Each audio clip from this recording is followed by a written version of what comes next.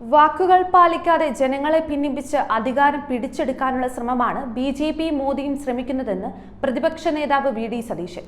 10 വർഷം മുമ്പ് 5 ഗ്യാരണ്ടികൾ മോദി ജനങ്ങൾക്ക് നൽകിയിരുന്നു. പെട്രോൾ ഉൽപ്പന്നങ്ങൾ, പാചകവാതകം എന്നിവയുടെ വില കുറയ്ക്കും. രാജ്യത്തെ ഓരോ പൗരന്റെയും അക്കൗണ്ടിലേക്ക് 15 ലക്ഷം രൂപ നിക്ഷേപിക്കും. പ്രതിവർഷം 2 ലക്ഷം തൊഴിലവസരങ്ങൾ സൃഷ്ടിക്കും.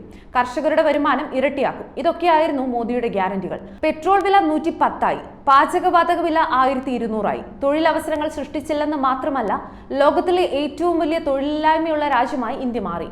അക്കൗണ്ടിലേക്ക് 15 ലക്ഷം രൂപ എന്ന് പറഞ്ഞത് ആർക്കെങ്കിലും ലഭിച്ചോ? കർഷകർ നിലനിൽപ്പിനായി ഹരിയാന അതിർത്തിയിൽ പോരാട്ടം തുടരുകയാണ്. മോദിയുടെ ഗ്യാരണ്ടിക്ക് പഴയ ചാക്കിന്റെ വില പോലും ഇല്ലെന്ന് സതീശൻ പറഞ്ഞു. ഉള്ളവനും ഇല്ലാത്തവനും തമ്മിലുള്ള അന്തരം ഏറ്റവും കൂടുതലുള്ള രാജ്യം നമ്മുടെ നാടാണ്. മോദിയെക്കുറിച്ച് പിണറായിയെക്കുറിച്ച് മോദിയും ചിലതൊക്കെ പറയുന്നുണ്ടെങ്കിലും ഇവർ തമ്മിലുള്ള അന്തർധാര സജീവമാണ്. 6.5 വർഷമായി നടക്കുന്ന ലാവലിൻ കേസ് 60 തവണയാണ് മാറ്റിവെച്ചത്. സ്വർണ്ണക്കള്ളക്കടത്ത് കേസിലും ലൈഫ് മിഷൻ അഴിമതി കേസിലും പ്രതിസ്ഥാനത്ത് നിൽക്കുന്ന ആളാണ് പിണറായി വിജയൻ. ഈ കേസുകളിൽ അദ്ദേഹത്തിന് മൊഴിയെടുക്കാൻ പോലും കേന്ദ്ര ഏജൻസികൾ തയ്യാറായിട്ടില്ല.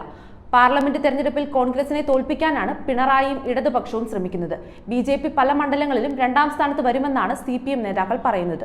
ആ മണ്ഡലങ്ങളിലൊക്കെ ഇടതുപക്ഷം 3ാം സ്ഥാനത്തായിരിക്കും. CPM പാർലമെന്റ് തെരഞ്ഞെടുപ്പിൽ പ്രകടന പത്രിക പുറത്തിറക്കിയിരിക്കുന്നു. തങ്ങൾ അധികാരത്തിൽ വന്നാൽ രാജ്യത്ത് എന്തെല്ലാം ചെയ്യുമെന്ന് ജനങ്ങളെ അറിയിക്കാനാണ് പ്രകടന പത്രിക.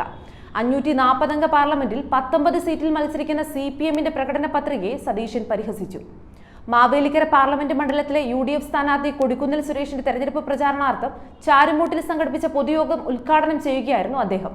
കോശി അധ്യക്ഷത വഹിച്ചു. D. Babuprasad, M. Murali, Tomy Kallani, KR Muraleedharan, G. Hariprakash, MR Ramachandran, Ani Varghese, KL Mohanlal, Thomas C. കുറ്റിശ്ശേരിയിൽ, D. Pappachan, Anees Malik, K. Gopan, M. Amritheswaran, Geetha Rajan, K. Sunnykutty, B.